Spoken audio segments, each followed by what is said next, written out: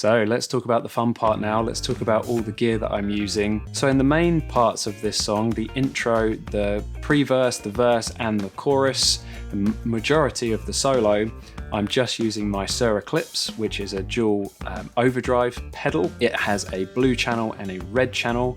I'll let you know what EQs I'm using on that and gain and all of that kind of stuff. So on the blue channel, the gain is at 10 o'clock. I'm boosting the bass up to about 2 o'clock. I'm boosting the mids up to 1 o'clock. And I'm cutting the treble back to about 10 o'clock on there. On the red channel, for the EQ section, it's exactly the same. So bass is boosted at 2 o'clock, mids are boosted at 1 o'clock, and the treble is rolled off to 10 o'clock. But the gain is set at 3 o'clock, so a lot more gain on that side. And then this pedal has an overall voice control, which is like essentially a presence control that you might find on your amplifier. And that I'm actually rolling back a little bit, just back from 12 o'clock, so it's not overly bright. So from there, and I'll do these in order that they come in the solo, the first one that I'm using is the DoD FX25B.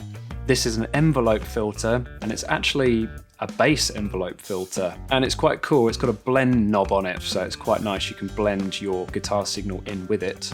So the settings for those are, the blend is just back from 12 o'clock, the sensitivity is up at 4 o'clock, and the range is maxed out at 5 o'clock, so it's all the way around to the right. That is just kicked on kind of towards the middle of the solo. If you watch the video back, you'll see and hear when I'm kicking that on, and then it comes off right before the repeating part at the very end of the solo. Now that on the recording, where I'm just holding a B note on the 9th fret, that you can hear on the recording is just kind of that note repeated over and over. If you watch him play this live, he utilizes one of the delay pedals that he has and a wah pedal to create some really crazy sound. So that's what I've done on this track. If you don't have these pedals, you really don't have to do this part. You can just hang on that note before it goes back into the last chorus. If you do have these pedals, for the wah part that I'm using first, you literally just kick that on and rock it backwards and forwards a little bit. Then you're using the Dan Electro Real Echo, and I'll go through the settings of that first, and then I'll let you know how I'm using it in conjunction with the wah pedal. So the settings are, the mix is at 3 o'clock. There's a tone switch, which is set to solid state, not tube. The lo-fi switch, which is the dial in the middle, is all the way to the left at 7 o'clock.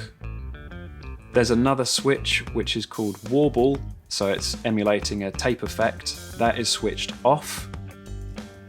The repeats are set on maximum, which is at 4 o'clock. And you want to initially keep the speed range slider below 375 milliseconds. That is marked on the pedal.